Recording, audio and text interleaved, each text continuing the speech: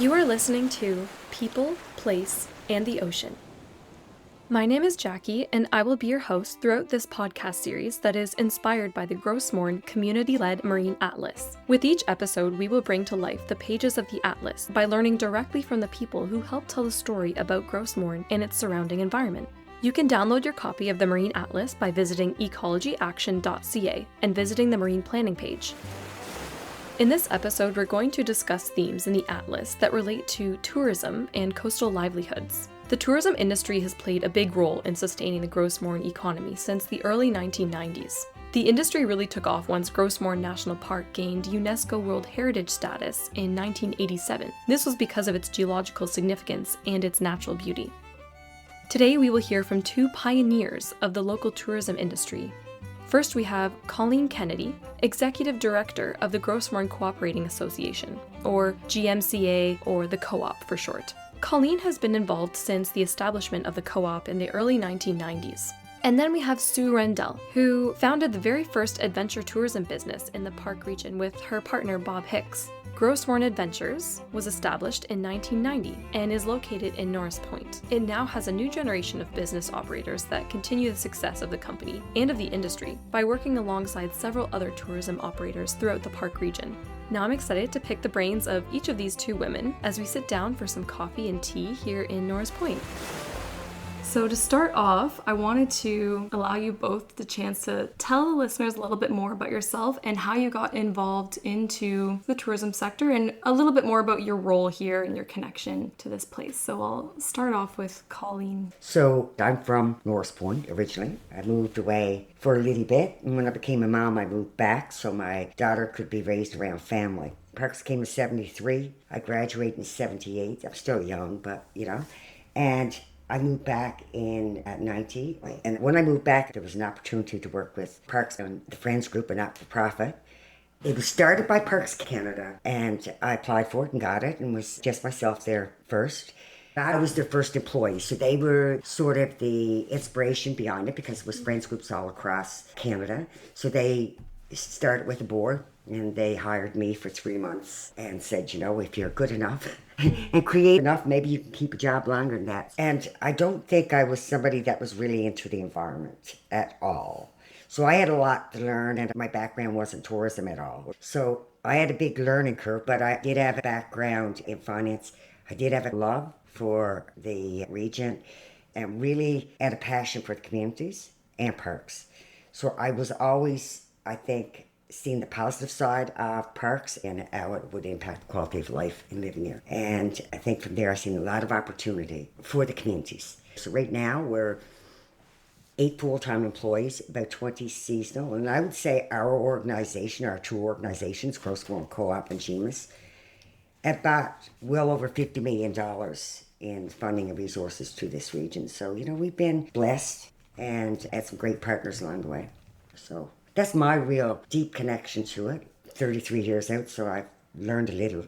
You've certainly learned a lot. You've certainly done a lot for this community too. And you got to watch the Gros Morne Cooperating Association begin and witness how that's had to play in a lot of areas throughout the park. So very important role for you. And then Sue over here.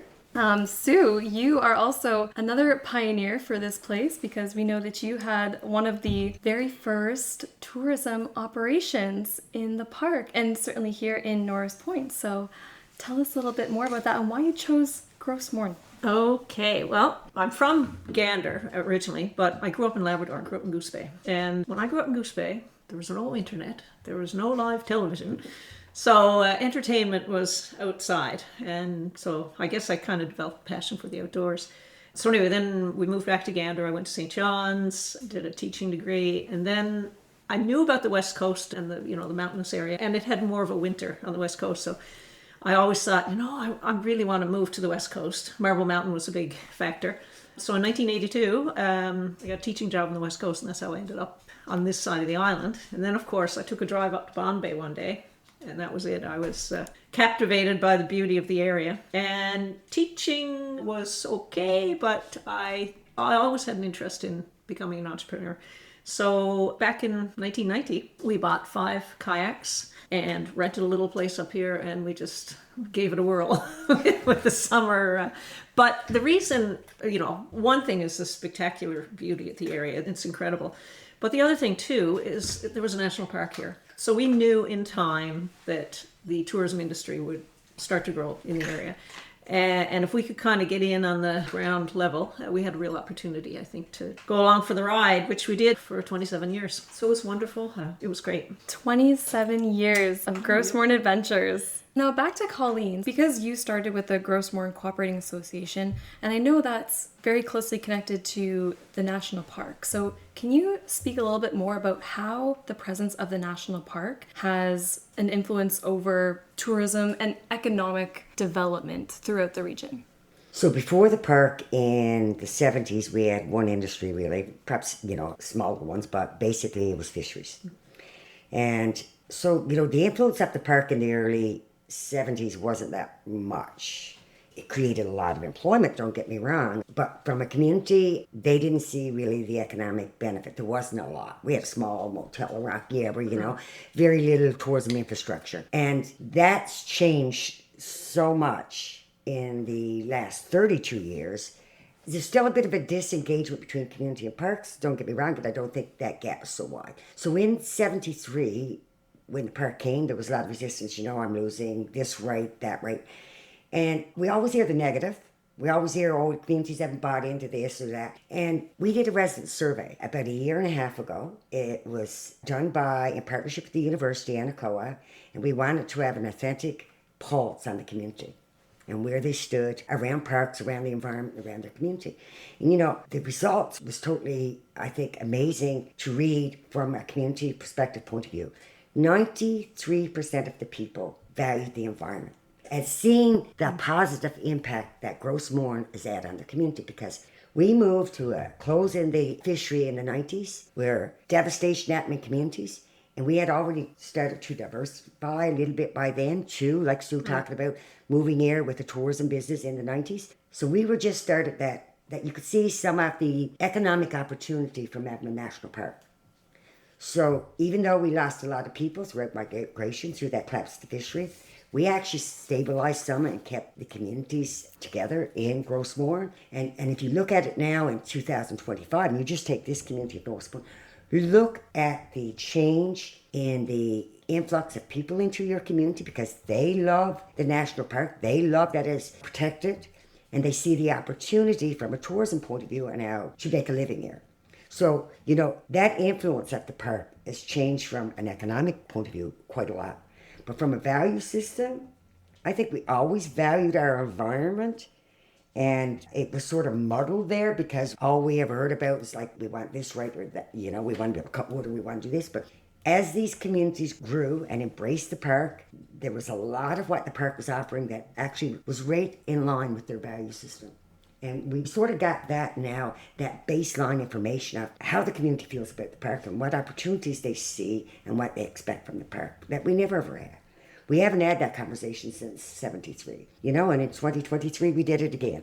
50 years later, there's a lot of growth, there's a lot of opportunity, and people are really understanding the value and appreciating that protection and the amenities that they have as a community, that they're in a growth area where, most people aren't. And we're very fortunate that we have new people moving in. We have an opportunity. You couldn't sell a business here in 93, and we were really worried about how we changed from that first generation to the second generation of tourism operators. And it's happened. Sue and him sold theirs. There's been several properties sold. So we're sort of now this matured tourism destination that's moving into our second generation of tourism operators. So, I think people are really understanding the value, not just, like I said, from an economic point of view, but we get to look at that beautiful view that you alluded to earlier, looking over Bombay, or, you're in Western Brook. We get to appreciate that. Our kids get to appreciate that. And, down the road, our grandkids. So I think there's a lot of value placed on how special this place is to community now. And, even for us, we're refocusing. 30 years ago, we were thinking about building for tourism. Always hoping that it would benefit our community. Right now, at the end of my career and after watching this place grow and have a vested interest because I want to stay, I'm now thinking how we develop for community. And if we develop for community in a positive way, the visitors will come. And I mean, a part of what we're teaching and sort of promoting in the power of communities is good place to live is a great place to visit. So, I'm just going to pause it there, but I do think it's been nothing but a positive influence on our lives. I really like how you mentioned community here and how the park being here is not just about finding economic opportunities and how it's brought in new visitors, but also how it's been a part of culture and, they get to share it with their grandchildren and the next generation. I think that's something that makes this place extra special, that it is a great place to live and a great place to visit. I also want to send it back over to Sue because as we are now entering the second generation of tourism, you must have experienced a lot of changes since then, and you've also been able to pass your business down to another family. So can you speak a little bit more about that and what you learned over the years? Yeah, sure. So when we came here to set up shop, there was very little in the way of tourism infrastructure here, absolutely. But I will relate a kind of a funny story. So back when we started, there was no internet. So how did you reach people, right? And thankfully, we set up in a national park. So we knew that word was kind of getting out about Gros Morne National Park. We had a chance there. And we knew that the province would be stepping on board in terms of promoting national parks. And we felt it was a really good place to try and start a business. But anyway, the only way we could get the message out is you would maybe buy an ad in a newspaper or a venture magazine.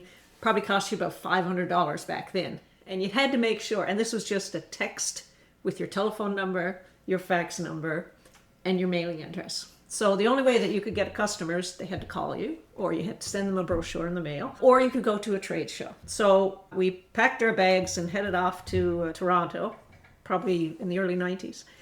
And we had these beautiful pictures of Western Brupont Fjord and Bond Bay and the mountains. And I remember we had this little tiny booth, and it was right beside the guy that now owns Gap Adventures. He was just starting, and he was staying in his parents' garage while he was trying to get going in the tourism business.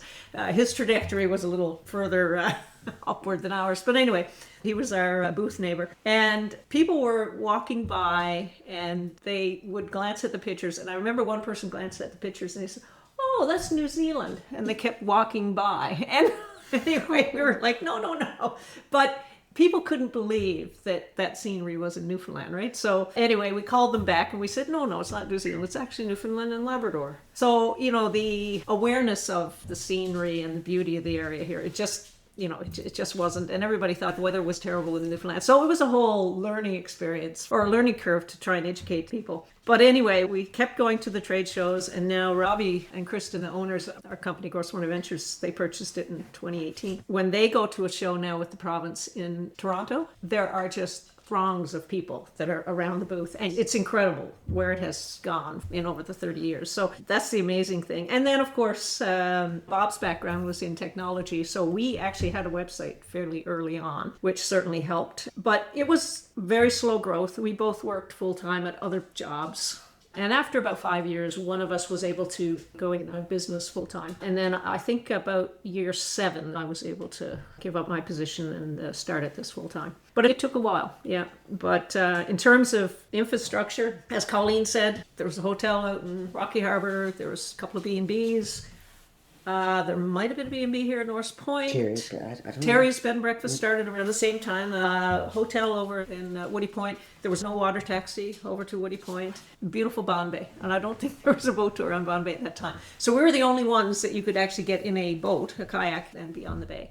The marine station was there, but it was just another facility, and it was primarily a biology research station at that time. Yeah. The ferry did go back and forth the bay for a little during that time over there. Between Norris Point and Woody Point. Yeah. Then a private owner took it on for a little while, and then I'd say by the mid-90s it was gone. But yeah, it was a big step to take to quit our professions and move to Norris Point. And You really took a leap of faith. yeah, absolutely. Yeah, for sure. Yeah, but certainly if it wasn't for people like you and your husband, Bob, yeah. for taking that leap of faith, then it might not have inspired so many others in this area to then do the same. And Gros Morne Ventures continues to thrive today, so it's really great to see.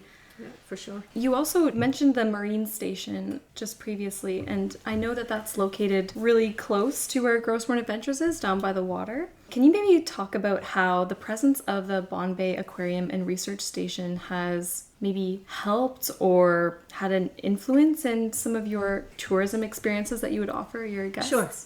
Actually, I'll tell you a little story, I guess, about one program that we offered, and it involved Parks Canada, but also the Bon Bay Marine Station. So when you're promoting things, sometimes people are wondering, okay, are these guys a legitimate company and how safe are they and all that sort of thing. So we thought if we could establish a partnership with Parks Canada and with the Bon Bay Marine Station and offer a program, if I was a consumer looking at that, I'm thinking, oh boy, Memorial University, wow. Gros Morne National Park, again, another two very professional organizations that's partnering with this company. So we offered a marine ecology tour in the mornings with the kayak. We were all of a sudden wearing the beaver hat and the Bon Bay Marine Station flag, and it became, I guess, a very legitimate kind of program, very professional. And the kind of partnership we had was we had an interpreter that would come from Gros Morne National Park, Sheldon Stone at the time, and Sheldon did a program called Two Arms and a Tickle. And if you're not familiar with that, there's two arms in Bon Bay, the east arm and the south arm, and the tickle connects the two. So Sheldon presented that program. He was a marine biologist. It was an incredible presentation that he used to do. And then after that, we would go over to the Bon Bay Marine Station, and the things that we were observing on the water, we actually then went in, we could see them in the tanks, we could feel them and touch them and get even more in-depth information for those people that wanted that sort of thing. So that was a tremendous benefit and boost to us. And back then, the partnerships were, I guess parks were reaching out a lot to try to establish these partnerships. And for them, what they were trying to do too was up the game in terms of the presentations, the interpretation. And with that kind of education, they get their message out about how important it is to protect and preserve the local ecosystem. So that was of huge benefit to us. That's just one example of some of the great partnerships we've had over the years. That's really amazing. And it's cool that by having those kinds of partnerships, you're also able to get visitors and other people to appreciate more about what makes this place so unique and valuable, and perhaps inspire some sense of stewardship for this place. And I also wanted to ask you about maybe some other partnerships that you might have formed along the way throughout your experience working with Gros Morne Adventures, and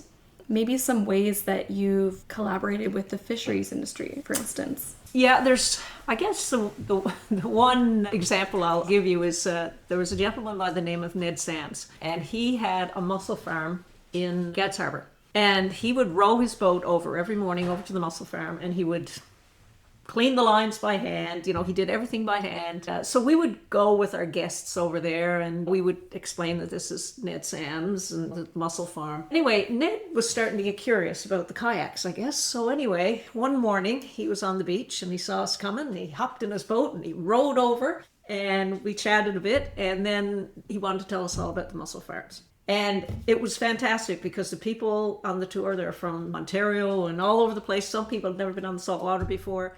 And Ned would give this great presentation about how the mussel farms worked, and he would be passing around the mussels and people would be asking questions. It was just a really nice partnership that kind of developed spontaneously or whatever.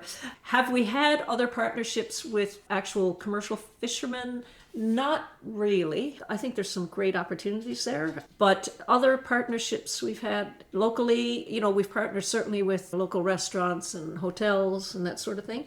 And we also partnered with the Bon Bay Marine Station and Bond Tours in the promotion of Norse Point. So signage, magazine articles, that sort of thing. Yeah.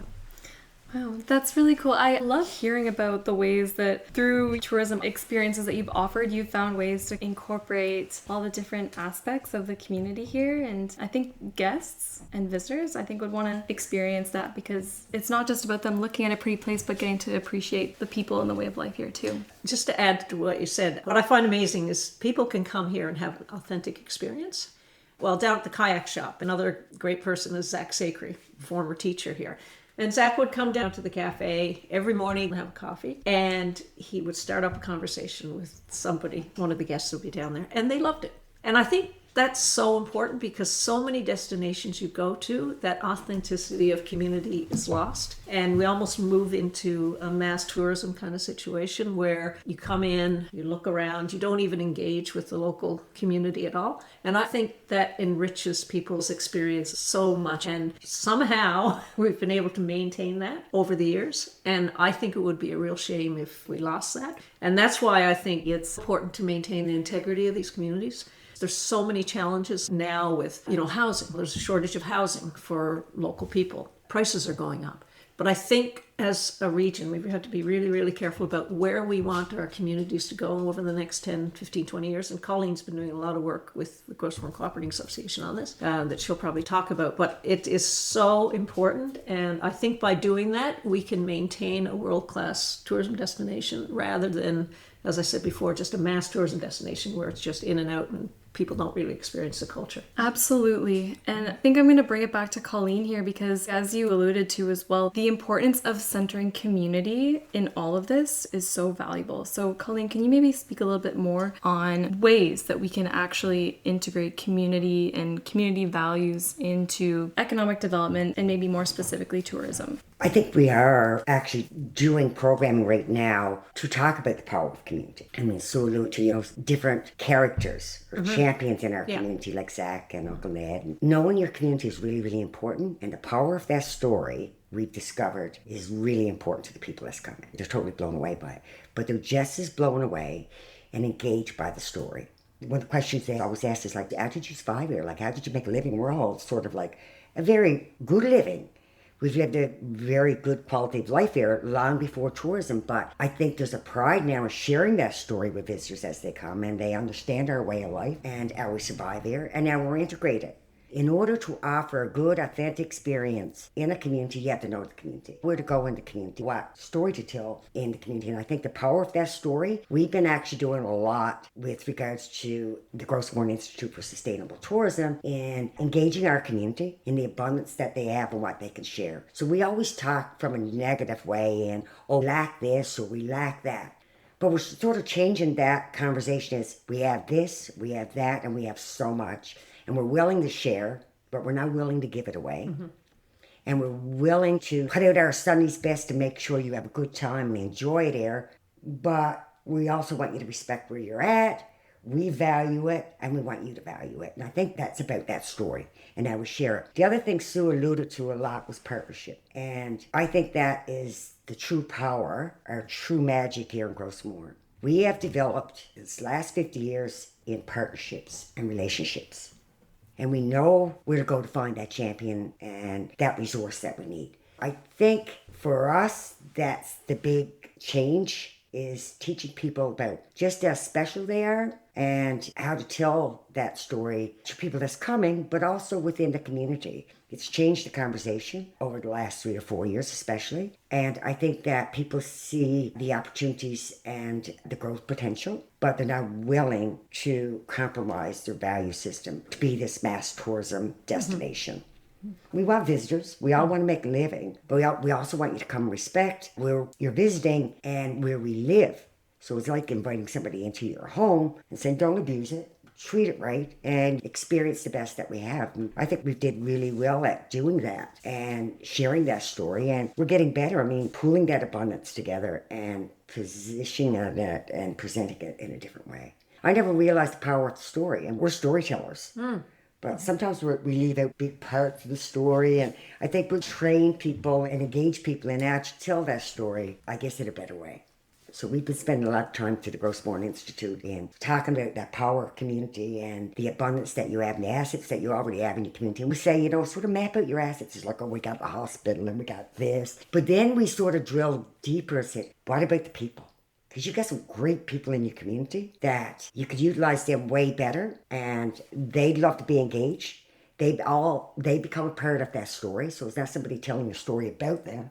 They're getting to tell their own story. So, I think we've moved that needle quite a bit in engaging community and showcasing to community the opportunities around the tourism industry, but also around their community and the sense of pride that they feel in it. We moved to that people were coming to Gros Morne. We didn't talk about which community you were in because they didn't give rats, in all honesty. They didn't understand they're coming to Gros Morne. So whether they were in Trout River or in Cowhead, they didn't know really the difference. And we were too young in that tourism path to even get into that. 50 years later, all of a sudden now in the last 3 years, we've been working under a partnership of communities in how to move forward together, how to better position us as a region. And we can tell these individual stories about Trout River or North Point. I think we've moved along the path enough now that we're ready to tell the individual stories that we weren't 50 years ago. Like Sue said, when she's in Toronto at a trade show, starting that I'm from Rocky Arbor or I'm from North Point was a no, sir. Starting out from Gros Morne all of a sudden, and even for me, when I travel, somebody say, where are you from? I don't start, well, I'm from Rocky Arbor or North Point. I start with, I'm from Gros Morne, and from there I'll drill down and let them know I'm from this individual community, but you don't start there. But we're getting there. We're getting there to be able to understand our differences. Another big growth area is one person starts a kayak company, next person, because there's an opportunity. And I think they're understanding that you're not in competition anymore. You're complementing each other. And we used to call it cross-marketing and, all these buzz names. But you know what? Really, we're sharing and connecting better and complementing that experience rather than competing. And that's the big shift, too, because when you say 30 years ago it was all about, like it's competition. It's not competition. And that education now is drilled down to the operators. It's not somebody who's a specialist in marketing understands it now. I think the industry is starting to understand who the competition is now. It's not the guy next door. So I think we've shifted and educated the business community for sure with regards to who their market is and why they're coming. So we started back in the early day. We were the one and only, I guess, other than Reg had a boat tour on Western Brook. Now there's offering guided hiking tours, that sort of thing. There's probably 5 different companies in the region. And really, those 5 businesses seem to be doing well. But again, as the old saying goes, a rising tide lifts all ships. So everybody pulling together benefits everyone. And for the most part, I think that's what you see in this region. There's really good partnerships and working relationships amongst similar companies. And the other thing too is the great thing about these smaller businesses is it's not like a bus tour that comes in, they're here for a night or two, they're staying at a hotel, and they're really good for the hotels. But if we can move toward more of the smaller, higher end clientele, I guess you call it, for the same number of people, they're here for an extended stay. So anywhere from 3 to 5 days, they're purchasing meals at the restaurants. They're purchasing boat tours. They're purchasing kayak tours. They're maybe going to the art and craft places around. So the amount of money that consumer spends is higher. So if we can go after that kind of market, it just puts more money into the local economy. And not to say that the bus tours are bad or anything like that, but bus tours are just one aspect of tourism. This other more niche market, I guess you want to call it, those are the kinds of people too that if you do have some kind of a program with the fishermen, or you want to go to a nice restaurant and have local lobster or something like that, then it's a great market to draw on. And it's not kind of mass tourism. It's very... it's more authentic. Authentic, exactly. And the bus tours, unfortunately, they probably spend a night or two and they don't really get into the local culture. But that market that's here for 5 days, they can experience a whole lot more. They have a little extra money to pay for that. And I think everybody's better off in the long run. In lots of cases, people are coming not looking for mass tourism. They're coming because it is not a mass tourism place and it is so wide open. And so as we move forward, I think we have to look at how do we present that and get the most from it without impacting what we value. We know what we don't want to be, but we're getting a better idea of what we might like to follow and try. But I think we're at a very dangerous point in the industry. That slow 50-year bill was good. Mm-hmm. It gave us time not to do too many screw-ups. Not saying we didn't do any, but we're here at a point now that's viable. It's a good business opportunity, like you said, to come. But we have nothing to protect us as a community. Yeah, I think over the years, our saving grace has been, we're on an island in the North Atlantic. You have to get on a ferry to get here. There's limited flights coming into the island and out. And there's a limited supply of accommodation and rental vehicles and that sort of thing. And I think that's really saved us in terms of things growing out of control here. But we're probably getting better air connections. We're getting more cars. We're getting more accommodation. And I think over the next 10 years, we really truly have to think about where we want to be in 10 years. And we have to make sure that the community is very involved in that process. You know, do we want to have traffic bumper to bumper coming down over North Point Hill? That's the kinds of things that really impacts local communities. It's so important that we figure out what we want as a community, and then somehow, as you were saying, Colleen, is we have to enforce in some ways what it is that we want, because tourism is a beast and it can get out of control very quickly. And I think with your projects that you're doing now with GM Trip, the Gros GM Morne Trip. Tourism Regional Integrated Partnership. Yeah. So basically, I'll explain that if you'd like a bit. Yeah. I'd interrupt. Yeah. The intent was to bring all 7 communities within the enclaves, right? And Parks Canada and, Ahoy and Gros Morne Co-op and the province and the different funders to one table.